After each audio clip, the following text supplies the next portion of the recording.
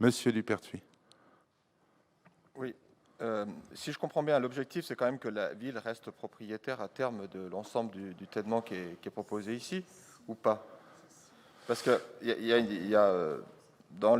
est proposé au conseil municipal de bien vouloir décider de se réserver la possibilité de se substituer à l'acquisition par la commune, Oui. toute personne physique ou morale désignée par la ville. Alors, on peut imaginer le conservatoire peut-être du littoral ou des choses comme ça. Absolument. Voilà, c'est ça l'objectif.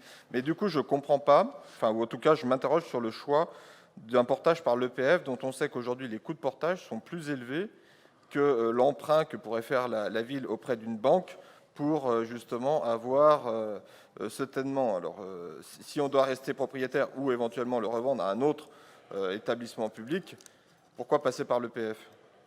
Alors, pour répondre à votre première question, la première chose, que la ville se porte acquéreur, c'est une hypothèse.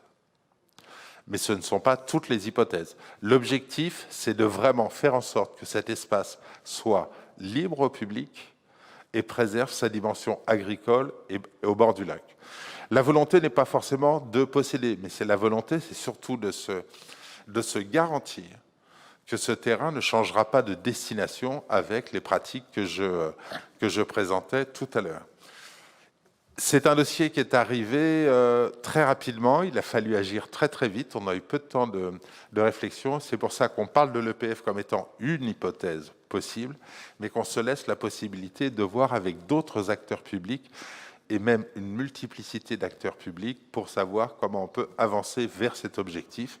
Et on est bien conscient que les coûts de portage de l'EPF sont significatifs, mais il fallait trouver une solution très rapidement, d'où cette ouverture.